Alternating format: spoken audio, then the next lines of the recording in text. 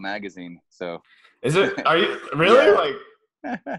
Are you serious? Just the online publication. So yeah, if I was trying to hide it, they would my cover them and like Runner's World and stuff. That stuff all came out like right around when I raced in Kona.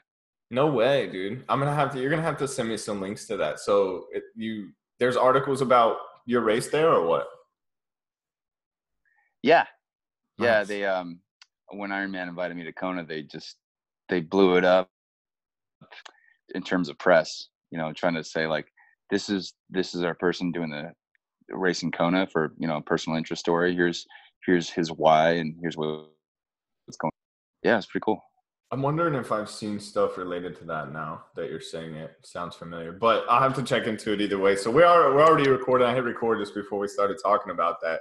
And so we're going to just go right into the triathlons, the Ironman stuff, because it leads into a lot of other things within your story. You just recently got done with an Ironman here. Was that in California? Yeah, it was up here in Santa Rosa, about 10 miles up the road from where I live. So it was nice. There's nothing cooler than being able to race an Ironman and sleep in your own bed at the night race. I mean, it makes traveling a lot easier. Well, you're getting ready to experience a whole shift in that, I think, because I just looked actually just before we got on this call, I looked at your Instagram and you're getting ready for your first international race, right? Yeah, I'll be racing in Xiamen. Xiamen, yes. Yeah, dude. That's exciting stuff. Tell me about how that all got worked out. I know you've built sort of a reputation for yourself in not only the triathlon world, but the Ironman world, being the spokesperson in the world finals and just really having like such a truth to what you're doing, I think is why, people want to share your story. But like, how does that work, getting all of it coordinated to be able to go and do the international races and stuff like that? Is that a challenge? Like, tell us about that. Well, for the way it worked out to race in China this year is Mike is an attorney. He's a lawyer, and he does a lot of business out in China and Taiwan. And so he actually met up with he represents companies out and goes over there, does seminars on how to make products to avoid people people getting hurt and companies. And so he'll go out there and spend a lot of time just working with different manufacturers and companies. And he was working with one of his clients was a manufacturer in the town of Xiamen, or the city of Xiamen. And I was talking to him about that, and I said, yeah, they do Ironman in China. Because he was asking me, he's like, I think there's an Ironman right around where they live. And I said, oh yeah, it's this new one here, and someday I'll do it. And he travels a lot, so he said, hey, I got a lot of spare miles. No way. I said, yeah, don't threaten me with a good time. So I said, yeah, I definitely want to do that. Damn, I think that honestly just goes down to like who you know too at that point. I mean, that's what that sounds like. But yeah, Xiamen, are you good with the geography on where that's at as far as? I know it's on the coast. I think it's just the from Taiwan. So, I've seen the pictures of it. It looks like a beautiful city. I'm just wondering if a few comments on Facebook. It's not as far north as Beijing, and it's somewhat close to Hong Kong, because that's what we'll be connecting through.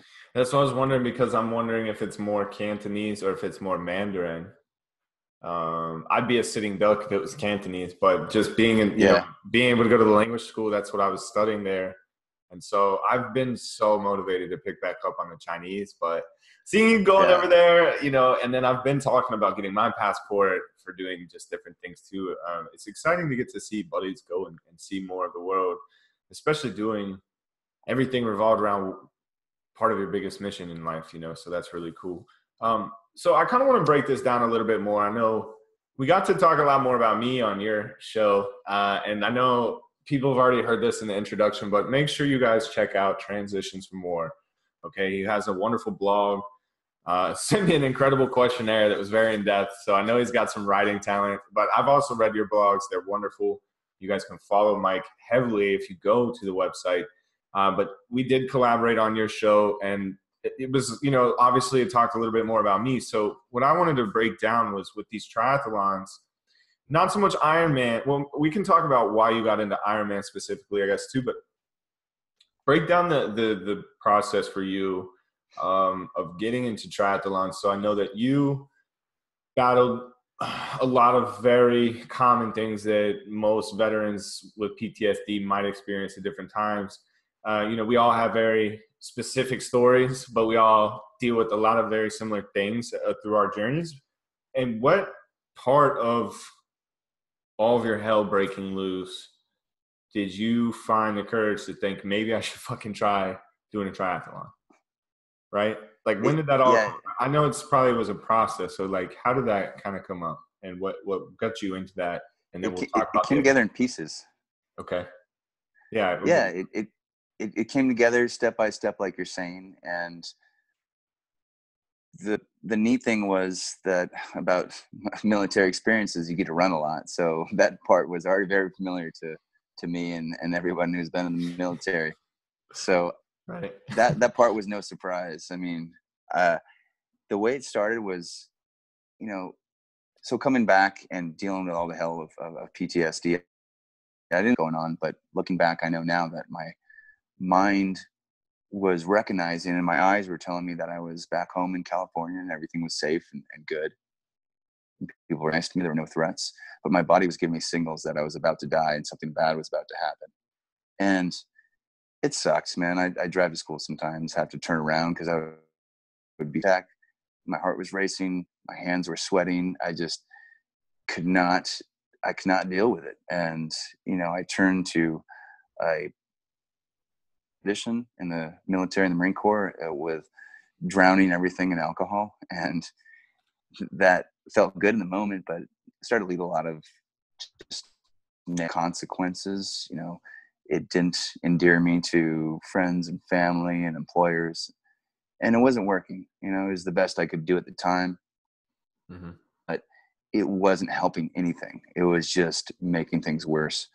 So when I did stop and I got the ultimatum from my wife, hey, it's now or never. You choose me or the alcohol and the drugs. And I had to become sober for days at a time, weeks at a time, for the first time in my life. And I was already involved in CrossFit. And I knew I felt good when I did that.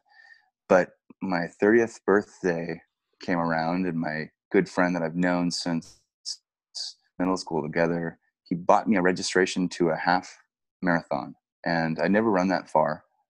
And I was kind of pissed at first because So what's the run shitty up fucking present. half marathon? Yeah, it's like, cool. So I get to work Hey. out and, you know, like do all this work for this present work and get tired. Okay. You know, but the cool thing was, after, you know, everybody experiences those first couple of weeks of the aches and pains and soreness of use, um, you know, through physical exertion and strengthening muscles, and your body's trying to figure out what the hell is going on. Mm-hmm. After that passed, I remember a very specific moment, and this was a key moment in my life.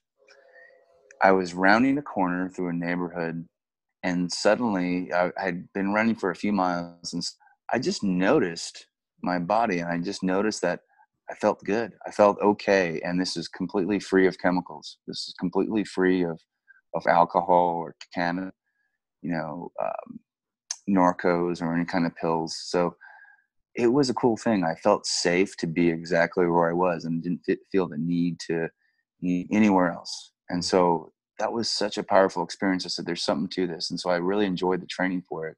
I enjoyed the race. I loved it. I loved the experience. And, you know, I did long distance running in my past. You know, I did, you know, some 10Ks back when I was in elementary school. And so, you know, 6 miles is a lot for a kid. Yeah. You know, so I remembered that. Yeah, I remembered that. And it just there's something cool about this. And then I had a Vietnam vet to do a swim from Alcatraz to San Francisco across the channel there. And the swim is about 1.33 miles. So it was something too fond of. I didn't know how to swim very well. The water was really cold, I was just and gonna I say, just water's kept thinking freezing. about sharks. Yeah, it's in the 50s, man. The It's sharks, I cold. mean, is that a real threat right there, though, going over there? I'm sure it probably is. No swimmer in the history of swimming from Alcatraz to San Francisco has been bit. Mm, The okay. thing I tell people is that if you are swimming from Alcatraz to San Francisco and you get bit, it just means you're a fucking pussy or you're a horrible person. I guess you can always be that first one. Just So, found a really but hungry shark that day, I guess. yeah, exactly. Damn. No, But that's so I, I want to let you finish, but before we get too far ahead, that inner peace, that calm you felt now that you're sort of a seasoned athlete, in my opinion, you're an athlete from hell, uh, to do what you do. But did you ever get that before, like working out? I mean, was it more of a reassurance that, you know what, my body has the ability to get this runner's high, or this extra energy, like let me feed off of it? I mean, how did that, I mean, was it more than what you've ever felt before that kind of just, or was it sort of just like you yeah, remember, I I felt don't it know, what, before. yeah, like a runner's high almost, but just maybe on a bigger Yeah, level? it was probably a runner's high, and it was Mhm. just It's peaceful, experiences right? before. I think with CrossFit, yeah, with CrossFit it was an intense workout and you're exhausted afterwards. It's a short burst. Mm. But I think the difference was that I always knew that I could fall back on the bottle. I could fall back on drinking when things got bad, so I didn't know if it would really stand up to the test. Mm-hmm. And so now in committed society, I had felt that for the first time with the absence of an option to say I can just go get really drunk. Mm. So it was more More of powerful, yeah. yeah, it was more of a profound experience because I had a lot of days of just feeling a lot of unpleasant feeling put on and dealing with a lot of memories from Iraq and a lot of memories of the damage I'd done while drinking, trying to get rid of bad memories and Mm-hmm. created more. So I think so profound that in in the context of feeling really bad and newfound sobriety, and then all of a sudden, oh, this feels good, and so it was a nice little island and right in a lot of struggle. So And that probably gave you, I like a lot of what you were saying on the questions that you answered to that you gave me. Just in relation to when you're breaking these cycles, having that fear of the unknown and that certainty that you're certain what your addiction is going to do for you that night, right? But it's like going out and trying yeah, to run a half marathon and then not really knowing what the fuck's going to come next is where a lot of people retract and they bounce right back into that comfort zone, and it's that vicious cycle that that's why people can't get out. So aside from going and putting yourself out there and getting off your couch, which is honestly probably one of the hardest steps for most people. So like you did one of the biggest yeah, things that's a hard one. and just got out there and did it. But aside from like, okay, say somebody does give this, they hear this conversation and they go give something a try. They might not have as a pivotal moment as you, but I would guarantee they're going to have something very close to it, right? What would you tell them would be the next step? So say they would go try 5K. Say they finally go try CrossFit for the first time, and they're starting to feel these slight effects of just natural high energy life, right? What is their Yeah, next step to kind of keep that consistency coming to where they can ultimately break that fear that they are going to not be okay if they venture off into this path of like bettering themselves a little bit, I think you have to pick something that scares you, and to what degree is up to the individual. But I remember that these these experiences, so the half marathon and then the Alcatraz swim, they scared me. Mm-hmm. And fear can be masked by anger a lot of times because it's a quick cover up. But the fear was there, and when I realized that I did automatically just run from the fear, but that I could lean in, and then I could also tune into the signal that was there with the fear, was the excitement of something in my heart to do. So if I could just pause just for a second when that fear was starting to get its claws into me and say, okay, what else is here? Why is this so scary? Why fine? And just allow for the possibility it might be something I really want to do, that really inspires me. And maybe the fear is that maybe I'm not good enough to do it. So there's an equal amount, I believe, of excitement and fear in these situations. Excitement that you're about to do something awesome and you're about to step and become one step closer, a giant step closer to that person you want to be, that person you are deep inside. And so I think when you finally just to sit with that fear a little bit and say, okay, the fear is here. I'm not going to wait for the fear to go away, but I'm going to take this step in spite of the fear. And I'm just going to something, commit to something, tell someone, that, hey, this is what I'm going to do, and reach out for support there. I think that's the best thing someone can do. You don't have to wait for that feeling to go away, I think is the point. I love that. I think that's really, really key, because it goes up, it goes along so much with that, the whole cliche, like get out of your comfort zone. But I think what you're tapping into is like a level of realness that, like, I don't know, just when I envision myself getting ready to jump in the water, like if I were there swimming with you, cold as hell, early morning, getting ready to jump into that water to swim to Alcatraz for a mile, like I've felt sort of like what you're saying, that fear, and just it's powerful. And do you think it complements well with surrounding that situation with a community? So like on our last episode, yeah, completely. Have you ever read Tribe, the book? Yes, by Sebastian Junger. So it was exactly. I didn't read it yet, but we talked about it on the last episode. I talked to a guy named Tyler. Can't get too much info about him, but it's Operation RSF. It's a nonprofit they got going on. And they're hitting on a lot of very, very key foundational things. Very educated. They're all SOF guys, like really in-depth episode, right? So you coming up after that is even better, right? It's so the fact that you've read Tribe, it's been mentioned on the last episode, it's been heavy on my mind.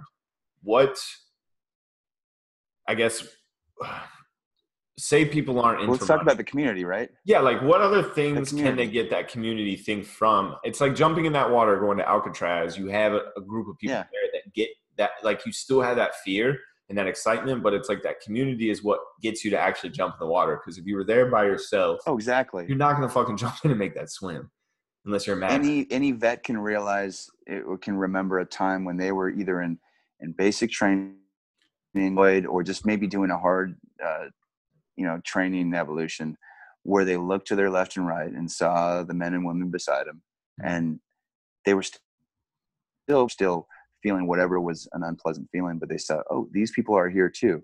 We're in this together.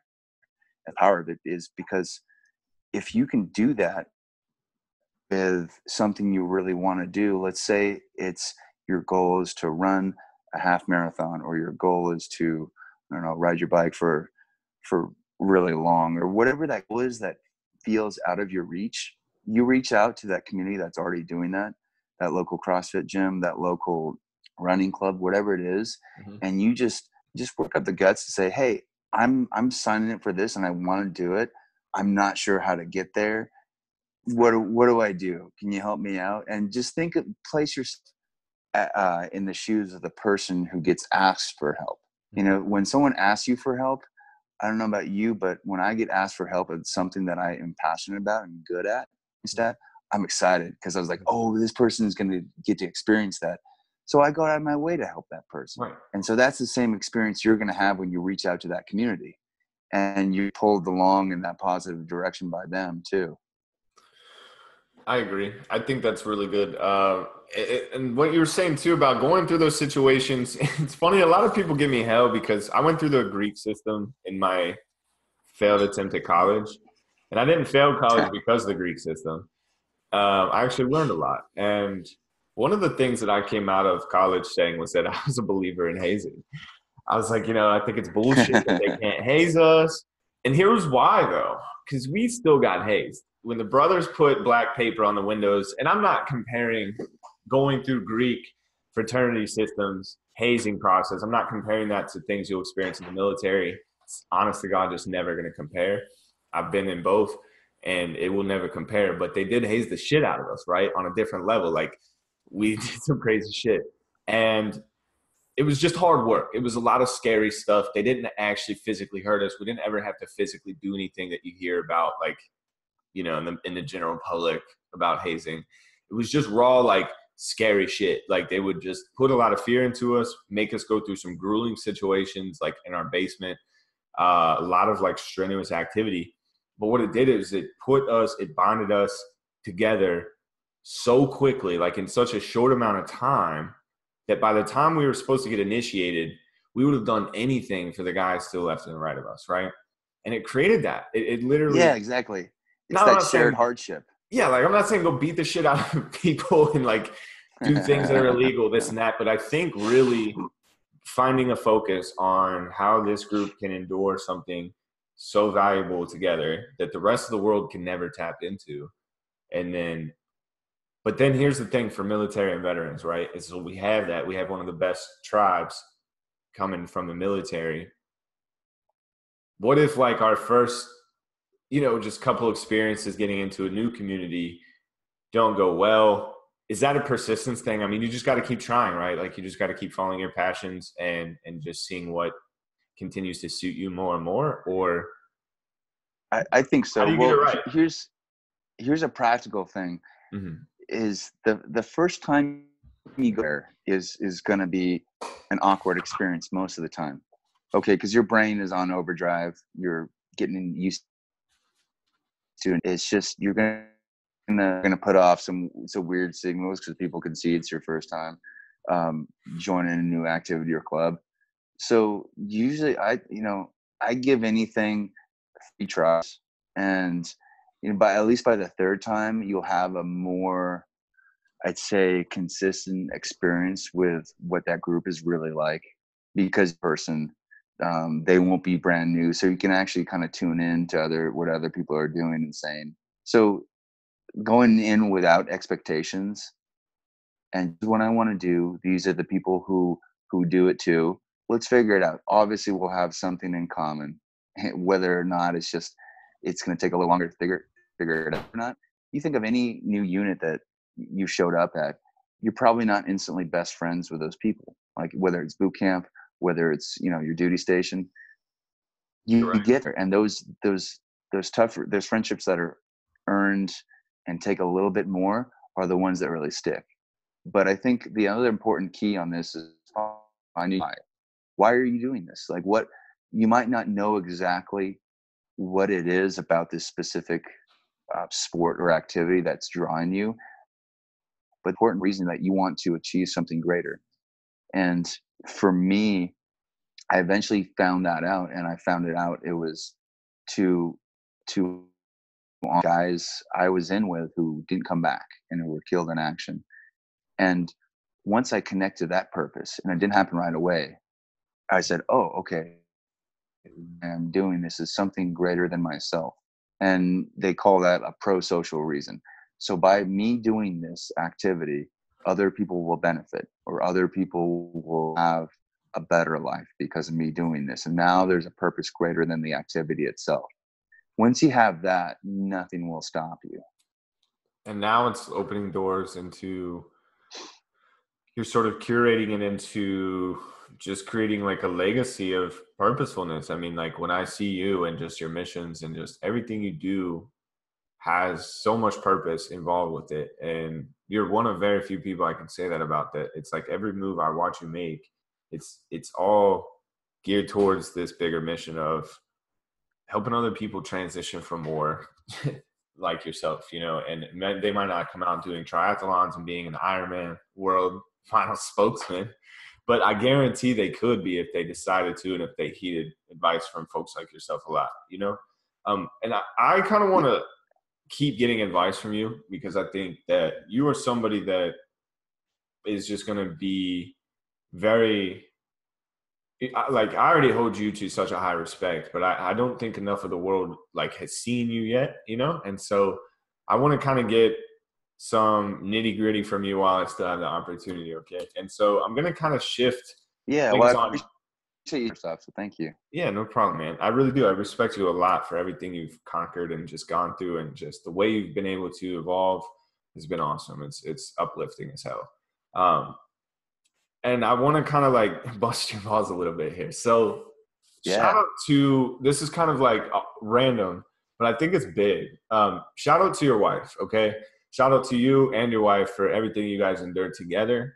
I don't want to dig too much into your personal relationship with her, but you guys had a point where she gave you an ultimatum where you were basically battling your addictions, your PTSD. It was like before you found your way almost. There was a time where she stuck with you. She did give you an ultimatum, but like, do you have any recommendations for veterans that are dealing with all this shit, right? I think one thing we talk about so much is them and their well-being, but it's like, what about those that are in a marriage or a relationship and they are battling these demons and they are abusing drugs like you and I once did, you know, and just like they are lying to their spouse to cover up their problems. How did you manage to fix that? And it might not all be perfect, but how did you manage to hold your relationship together through all that shit? I just started telling the truth. That was it. I just started telling the truth because when I just started living, I started doing things I wasn't proud of, you know, being unfaithful to my wife. That was a big part of it. Big part of the addiction and the using and just seeking any moment. It was when I had to start lying to cover up who I wanted to like be, my reputation, and to have it all. And it wasn't, the stress of that was way worse than any benefit of it. And so when I started telling the truth, I need to tell the truth to myself, and I need to tell the truth to other people to the very best of my ability. And if something feels wrong, don't do it. Something wrong, apologize. Try to make it right. Just those very simple things. Because if I couldn't look myself in the mirror, I couldn't offer anyone else. I was just going through the motions. And so anyone, I'd say, just start telling the truth. Start telling the truth and start spending time with yourself. And what's really important to me? What am I actually here to do? And when you can start making things right, and that's different for everybody, when you can start telling the truth, revolutionary. And I mean that in every sense of that word, revolutionary, because you think of places like the Soviet Union, and I'm thinking about that now. I'm reading part of Solzhenitsyn's Gulag Archipelago that Jordan Peterson refers a lot to, and also watching the Chernobyl series on HBO. Man, nice. Everybody has to lie. The series, like the system was set up where everybody had to lie, and you know, it wasn't to that extent in my life, but if you have enough lies and you're surrounded by enough lies, telling the truth is a revolutionary act. And that's what it is, because we have no basis for trust and communications to operate at all. And so it's just all fear of people discovering who we really are. And see, I never had to deal with my issues. So I was in a relationship, but it wasn't one that, obviously I'm not in that relationship anymore. Like it wasn't like I wasn't married. It was a big, big part of my life. I certainly like put the significant other through a bunch of shit during my problems. We both had our problems, right? But for me, the big threshold on my life when I was acting the way I was, and like when I was really letting my life slip, was really like still fear of my parents and all the lying and hiding and sort of like living two lives. That was the way it was with sort of like my immediate family. It was like I was in the army playing fake, like, you know, but I was internally losing my mind. I was having anxiety attacks, like doing drugs, you know, the works. And so yeah, exactly. I kind of wanted to just highlight that because I think it gets overlooked a lot. Like if you're somebody that's listening and you're in a relationship and you are dealing with things that veterans deal with, I wanted to kind of just open the air for that really fast because I don't know a lot of people that do, you know. How does somebody work all their problems out while maintaining a family, maintaining a relationship as well? So thanks for you know sharing a little bit of that with us. Like I said, I don't want to dig too much into you and your wife's personal life, but It's something I Yeah. feel like, I mean, well, one thing I can say is this, yeah, one thing I can say is that it's not going to happen all at once. I mean, it's unrealistic to expect that you can go from hiding and covering things up and living in fear to being completely open and honest with mhm, everybody, nor would you necessarily. But I think if you can find one person that you can tell the truth to, whether that's completely. a therapist, whether that's a friend, whether that's, a priest, like, in a booth, whatever it is, being your real self with at least one person, that's so key, because you can do that in a way where you get experience. Oh, here it is. Here I actually get to be my real self with someone. You know why that's so key? I'll tell you why that's so key right now. I'll educate you. It's because Let's hear it. you have not yet been able to tell yourself the complete truth. And until you can find somebody to Yeah. tell the truth to, like, that is what is going to turn your whole life. It's because for me, like, it wasn't telling my parents the truth right away. It was going and seeing counselors while I was still acting like an idiot, but then literally telling them everything. Like, I remember like having the audacity to tell my counselor, like, I just finished my last bag of Coke before driving over here. But it was like the most, Yeah. like, and I don't mind admitting that anymore, right? But it's like, Yeah. Yeah. that was the scariest thing that ever crossed my mind going into that. And then I was like, I got to do this. I'm wasting my fucking time if I don't go in here and just, and you should have just, Facing your fears. I wish you could have seen just the way she handled it though. And it was the most Yeah. life-changing thing I've ever had happen to me from like a therapist or a counselor, situation. Yeah. I think that's it. That's really it. It's like, if you can manage to tell somebody else the complete truth about your dog shit self in your dog shit times, then you're going to be able to open up more to yourself and be, like you said, to be able to look into that mirror with so much more clarity. And then in that process That's the starts. core fear, man. That core fear that we keep is that if I really show someone who I am, they won't like it, or I'm not good enough. They'll reject it. And when you can have that experience and just expose that fear for what it is, with someone who's safe, Mhm. then you realize, oh, okay, what else is a fear that's just an illusion that I can walk through and discover is not a real barrier. It's just something I've made up. I've constructed this barrier in my mind. Yeah, I agree. Our minds are super powerful. How much are you into like yoga, meditation? If not a lot, that's okay. I'm Oh, just literally curious. every single week. Yeah, I'm lucky enough. I just got to do yoga week at my work, which is awesome. And so we have the Veterans Yoga Project come in and provide yoga for my clients, and I get to take part too.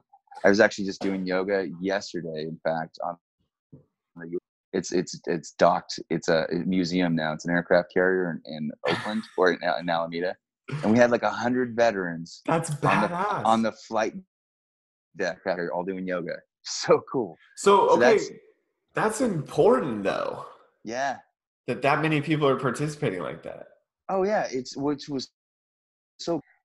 And I spoke there, and I was telling people just about how yoga and meditation were two things, especially yoga, because it was hard to sit and not do anything at first, but to be able to do different poses and stretch my body, um, be able to and have an increased tolerance to be exactly where I was in that moment. I had some experiences there too of really Mhm. profound, and I don't throw that word out lightly, but profound, important experiences of just feeling safe in my body. And I didn't know what that meant at the time when I was just running from things. Right. I just knew I had to go. I just had to go wherever it was. I had to go. But I was just completely satisfied. I was like, oh, I can be right here. And like the weight of my shoulders dropped off same way after like I, would get really stoned. And Mhm. I knew what that feeling was, but I didn't have to get chemically altered to have this feeling. I got what I was seeking out of I'm sort of contrary to your yoga experience as far as like, I haven't practiced it much at all. Like, I don't know many of the poses yet. What I've been doing is reading a lot about it. And I can already tell you that I've already found that inner certainty to where now I know going into practicing my poses and like getting it down with a routine and working on my breathing, I already know what it's going to do for me just from the literature that I've been reading. Yeah. It's powerful stuff. And a lot of it's connected to religion. Dude, I think with anything, but it's a connection to your inner self, ultimately, to the universe. That's really what it is. Yeah. And you can really get whatever you want out of it in terms of the spiritual aspects of it. And I think just like anything, if there's a kernel of truth in it, which with yoga and mind and these things there are, of just human physiology and the way we are, you're gonna find shires, you're gonna find weirdo like yoga people with gray ponytails and just charlatans selling bullshit too. So that is there, and there's that's a I think why fad. so many people avoid it, right? Right. Yeah. So that's there, but that even there's still places you can go and do yoga where people are like, we're not gonna, try to convert you to Hinduism. We're not gonna get you to do anything weird. You can just see if you feel better after breathing. That's all there is. Go with that. You have to want to, you have to be seeking the benefits that you're hearing other people talking about, right? Hopefully people hear our conversation about yoga right now, and it just maybe influences one of these listeners that might be struggling to go try yoga, and hopefully it changes their life. It's not like a mystery. It's hopefully they have what it takes to go a couple times to get themselves in that routine to make it a lifestyle change, right? It's not that it won't work. Yeah, and yoga, I think one of the translations for yoga is just unity. Mm-hmm. So unity, mind and body and spirit, or just mind and body. And so if you can get those two things in sync, that's you don't have to attach any beliefs or religion to that. I want to get on your level. I want to be able to come do yoga, and then we'll go run 40 miles or something. I got to get, jump in the bay, man, and swim away from sharks. I need to train a little bit more to be able to run some races at your level probably. But, I'm very big on the yoga thing lately. I've been big on a lot of different things. Very holistic sort of mindset right now. So the yoga thing you were doing with the 100 vets, was that through the North Bay Vet Center stuff or not at all? Was that something different? This was through an organization called the Veterans Yoga Project, and it's Veterans Yoga Project. Yeah. Okay. Project. They've started coming in a lot of different vet centers and VA clinics to provide yoga instruction, and their mission. I was talking to these guys yesterday. I was like, you guys have a very similar mission to Green Berets, in the sense that you're trying to become. Their goal is to train veterans to become yoga instructors and go teach yoga to other people. And so it's just when you hear about the Green Berets, we're local population, the natives, teaching them how to fight and then lead their own command. Go teach this place how to function, please. Yeah. Oh, that's really neat. I didn't know if you wanted to plug the North Bay Vet Center, but you do volunteer there, right? Yeah, well, I've been... Well, you're running it now, or kind of a director. I'm running that thing, man. It's pretty cool. It's pretty wild to think that I'm a boss of something in only my mid-30s, but you're a boss at a lot of shit, dude. Part of I started going to a vet center to get counseling, and I ended up having such a great experience, felt hope for the first time, that I pursued that. And I've been a licensed clinical social worker for a few years now, and been doing counseling, providing counseling for other vets for the past years. Yes, but the North Bay Vet Center up in Roanoke Park, I've been running it there for a little over a year now, and it's pretty fun. Have you heard of Veterati? I haven't. You ought to check that out. It's a free mentorship resource. There's a bunch of those, but this one's kind of cool because they're not super selective with their mentors. So I've signed up to be a mentor because I figured somebody out there wants some advice on podcasting. I'm not a mogul, I'm not a multi-millionaire or anything, but I signed up there and gotten a really good return on just other veterans who are literally just doing what we're advising them to do, and reaching out, going out of their comfort zones, connecting with other vets. So check Veterati out. Pretty much everyone I've had on the show is the reason why I'm on there. Like, they influenced me to get on there. And now, pretty much most of the people I've had on the show I've seen as a mentor on there. And so you wouldn't be out of your league in any way, shape, or form. But I'm sure there would be people who would be Very interested cool. Okay. in asking you about, maybe working on races or like trying to get out into their physical activity, just whatever the interests them. I don't know. That's something to consider for you. But I was going to say, too, for everyone listening, we have a vet center where I live, and I know I went there. I actually found it because of my 9 to 5. They had like some kind of thing there, and it was in this veterans. Well, they call them Veterans Museum, but it's like this huge center. And I talked to them about renting like a boardroom for like when I have meetings or anything with like my business stuff. Very, very cool. They have like a ton of resources there. So I'm assuming that's kind of what you're running, is something very similar, just a hub for veterans to go get resources and counseling and stuff. Yeah. I mean, the term refers to so many different organizations and things. It's somewhat ambiguous, but the vet center program that I'm part of it's part of the system, but the vet centers specifically are focused on providing not just individual and group talk therapy like they do at the VAs, complementary stuff like yoga, like fishing trips, like hiking groups, like hanging out and playing video games. I go on walks with my clients a lot, so we provide counseling for anyone who's been deployed to a combat theater, anyone who identifies as experiencing any kind of sexual trauma and we do trauma work. We do pretty much everything, marriage counseling. It's a cool group to be part of. And are you a part of any sort of national grouping or no? Do you know, like, there's got to be a lot of these in most areas, right? Or something similar. Oh, yeah. I think there's 300 vet centers across the country. Okay, yeah. There's one there's one within a few miles of most people, and you live in like the middle of Alaska. Well, in which case you could go to the Fairbanks Vet Center. So there's a lot of them out there. They're all a healthcare system, and in my very biased opinion, one of the best parts. No, I would probably agree to that. And, for a lot of people that feel like they're stuck down, confined into like the VA's world, these are definitely areas that you'd want to be checking out, I think. But I want to get into one last thing before we wrap this episode, because I know this is important. I just put out a blog recently that mentioned part of this.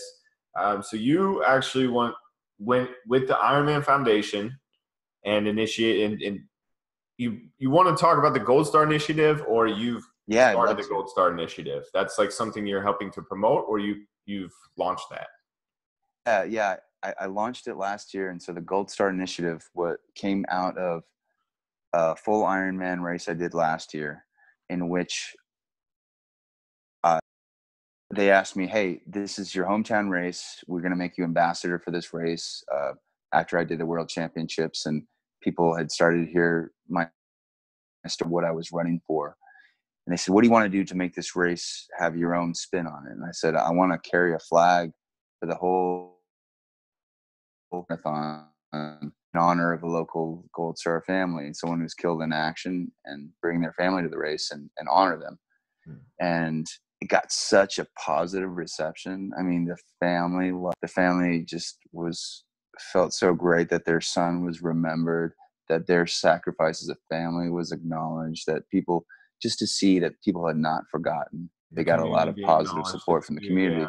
Yeah, the community was like, still alive in our hearts, So I did it again in the summer, and then I started this a national thing, and so other vets can connect with Gold Star families, and so better than any kind of survivor's guilt can connect with a Gold Star and allow that survivor guilt to just melt away. And it's not theirs to carry in the first place, is what I learned about my survivor's guilt and family. be able to connect with a vet who they desperately want to connect with a lot of times in the community. And so basically at Ironman events, half Ironmans and full Ironmans, we are connecting veterans who will carry a flag and sometimes in some cases race with a Gold Star family member and carry their name on the string and let everybody know that this person is not forgotten. Mm-hmm. And so I'll actually be racing this summer too with a sister of a guy I was in with. I will cross that finish line together, carrying a flag with the name of her fallen brother, a guy who was in my unit, Travis Desiato. So I'm so excited about it. So yeah, I launched it. Veterans can apply. Veterans can apply to be the person who carries that flag and, you know, competes in an Ironman or a half Ironman event. And we have Gold Star families can apply to be the family who is honored and welcomed into that community as well. And so yeah, I'm all the money I raise goes to that. Now they can find that through, I'm sure they can find ways to get there through transitionfromwar.com, but do you want to give the other website for that too? Or, I mean, I'll plug those into the episode, but yeah, do they want to go through the Ironman Foundation to get there, or do they want to go through your website? Yeah, to apply, you can click on there's ironmanfoundation.org, and I think it's / Gold Star Initiative. I'll put it in. I'll send you the link to put in the show note directly to apply directly there. And, people who want to contribute donations to that, I can give you a link to my fundraiser. People are that step and join in and take a race, but they want to throw some money towards a great cause. I'm not turning away anyone on that front either. Okay. Yeah, I would definitely love to promote that. Just had a blog that I posted with where I was basically posting about mentorship resources and mentioned the whole Veterati thing. But I kind of threw in a bonus there for the Gold Star Teen Adventures to try to get, just raise some awareness on that. It's such a good cause. And, Gold Star families, I think, deserve the most, and so being able to do that and create just sort of your path to participating in their mission and just everything that they're doing, but doing it to where you curated it to like your life specific. I think that's super cool, super intelligent too, how you came up with all that. But also just very, very important, I think. And that's the big thing. And so I commend you for it. And, just for persisting on everything you do. It's very commendable and inspirational, to say the least. So I definitely appreciate everything that you do. It definitely doesn't go unnoticed. I'm eager to continue spreading your word. Pal. Yeah, no problem, man. And if you wanted to add anything else onto this episode, I'd love to let you have the floor and just, I don't know, anything you want to throw out there before we wrap up this episode? I think I just would restate what we were talking about and encourage listening who feels any slightest tinge of inspiration or motivation from our conversation here, just to examine a little bit of fear or look at something that seems beyond their ability level and just sit with that for a second and realize all the resources you need within yourself to do this. You have all the resources you need to take that step. And fear is one of the greatest skills. It's for me, it's like that homing point. It's like that homing beacon of something that's my next step. That's important to me. And I believe that. So if someone can take that away with them and just notice that the next time they feel that little uncomfortable feeling of fear, there's something deeper in there for them. Yeah, I think what you're really hitting on is it's a big part of what I think most people are seeking ultimately too. And completely. Once you jump into that, it'll take you, and it's sort of like it's taking you, and it just goes. And man, it's I always get so fired up every time I talk. Just I'm going to go do some yoga now. There's a Start very running a little practical bit. way of doing this too. No, Yeah. go ahead. You know, there's one practical way of doing it is like, I mean, you don't have to sign up for an Ironman, you know, sign up to ride your bike across the world or something insane like that. You can take a step with this today by just telling someone who's important to you feelings about how you care, how much you care about them, what's important about them, and expressing gratitude to someone.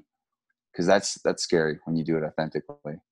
No, I agree. That's a way we can feel it right off the bat, you know, whether it's with one of your kids, whether it's with a friend, whether it's with a significant other, and you your heart and you realize what it feels like afterwards, then that can be, you know, your first step on a really cool path. And then get your ass in a 5K race real quick. Exactly. And then go hit the pavement, man, and start sweating. I love everything you had to say. I wish we were a little bit closer. I know we're in the same state, but it's a big state. Yes, man. This isn't Rhode Island. Yeah. I'm really looking forward though to just continuing to follow your journey. For everybody that's listening, I definitely want to thank you guys so much for tuning into this episode.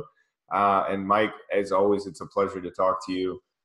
Can't wait to get this episode out and airing for the public eyes. I don't know if you saw, I posted today, the show's being played in over 10 countries right now. It's probably all veterans, love it, man. You know, who are just out traveling, but still I don't give a shit. So we're out there. We're going to get more eyes onto you and your Ironman tours and just races. I think China should be exciting. I would love to just be able to wing a trip out there to watch you and support you, man. That'd be cool. I could translate. I got to brush up on my Mandarin. Right? Yeah. But anyway. Dang, dude. You might be all right. I know a couple brief lines right now. That's about it. I gotta brush up that. You know, having a young son though, I was debating on teaching him Mandarin, and that's what's gonna reteach me. And so I think that's what we're gonna do. But he's just about to be 3. So we got a couple more months, I'd say, until we really start it. But I'm thinking about start busting that out. I mean, he starts. Awesome, he's counting in 10 in 3 languages, but you know, you can't really go full force with like teaching a language to a 3-year-old who's still trying to learn English. Yeah. But anyway, it's a good problem to have, man. Right, exactly. It keeps me on my toes. It's been a pleasure. I can't thank you enough for coming on. I'm super excited about our collaboration. And for, like I said, for everybody listening, please read this man's blogs. If you don't go out and try a 5K, at least try to stay following Mike's journey. Try to support some of his missions because they are all very, very important. You know, we didn't go too far in depth into his military service, but, you know, a lot of us don't have to know that what he's pursuing and what made him this passionate is for very good reason. And so please, at the very least, just go follow him. Transitions for More. I will have all of his links on social on this episode. And make sure you guys come back next time. Mike, as always, like I said, it's a pleasure.